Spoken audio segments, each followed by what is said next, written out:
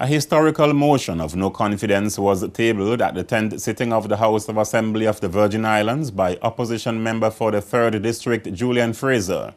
The motion was based on 4 main points. One, that the government of the Virgin Islands has been experiencing harsh criticism from residents and the business community for its policies and practices. The second merely noted that the protocols for effective financial management signed by the governments of the UK and the Virgin Islands on April 23, 2012, while the third claimed that the UK government has on occasions demonstrated willingness to act decisively at the site of the violations of the protocols, while the fourth pointed to poor economic performance and accused the government of failing to stimulate the economy. The 3rd District representative had earlier monopolized the question and answer segment on the order paper from the opposition bench during the 10th sitting of the House of Assembly by posing a total of 15 questions to members on the government side of the House prior to tabling his motion of no confidence. Madam Speaker, going back to the issue of liquid assets. The issue of liquid assets, Madam Speaker, as it's defined under these protocols, that are different from the ones that we had before, where the liquid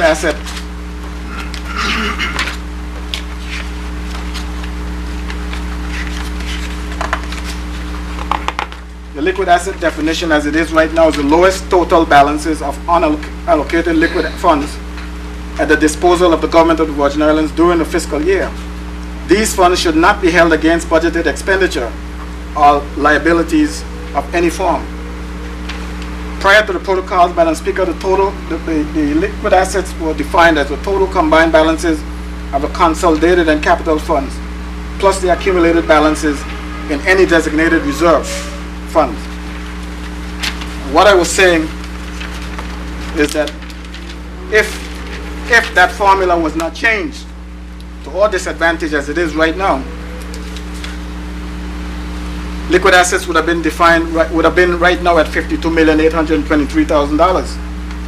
But because the formula has changed, or the definition has changed, where liquid assets is only the reserve fund, it does not include the consolidated fund, it does not include the development fund or any other fund. And the reserve fund, according to the information given, is now standing at $24,819,000.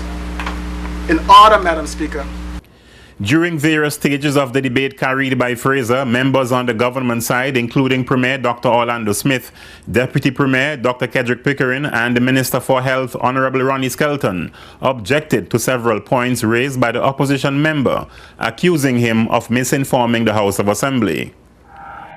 The hypothecation of public funds, the hypothecation of any revenue stream. It is my understanding, Madam Speaker, that on the Tortola Pier Park project, passenger tax will be used to offset the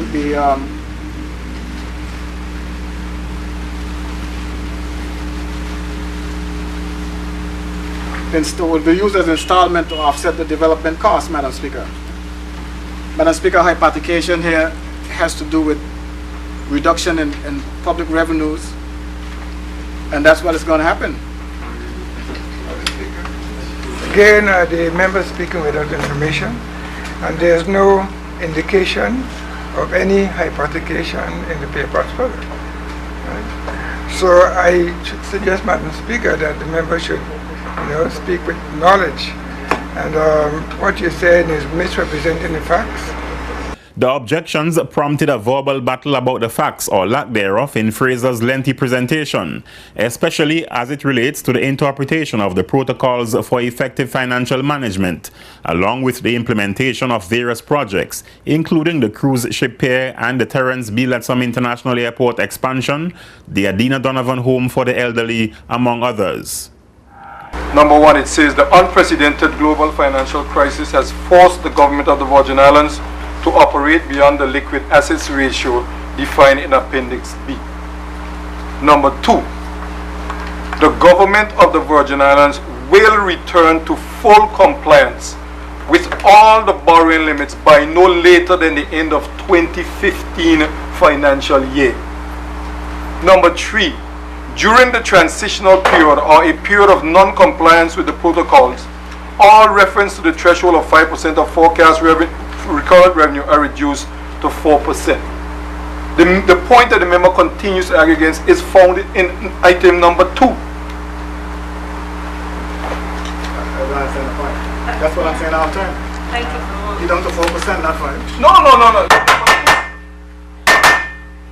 Fraser, however, was relentless in his opinion that the Dr. D. Orlando Smith administration is not doing enough to manage the local economy, a point that the government defiantly objected. The debate was ongoing as of our news time.